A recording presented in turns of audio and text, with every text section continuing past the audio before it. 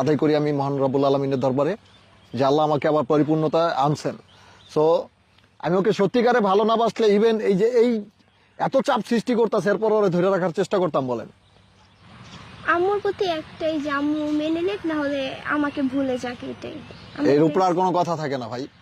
তো আমি চাই যে ইকরাকে নিয়ে আমি সারা জীবন থাকতে, ইভেন আমাদেরকে যেন আমাদের মাঝখানে যেন কেউ বাধা হয়ে না দাঁড়ায়, সুন্দর মতো বাঁচতে চাই, এটাই আমি মানুষের কাছে এটাই চাওয়া।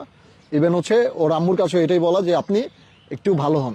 আমার কাছে অনেক ভালো, কারণ আমার সাথে কখনো খারাপই করে নাই, আর আমি কখনো দেখিও নাই তেমন কিছু। আচ্ছা ইকরা, একটা জিনিস বলবি, সাকিবের কি দেখে প্রেমে পড়েছিলেন, কিভাবে প্রেমে পড়লেন?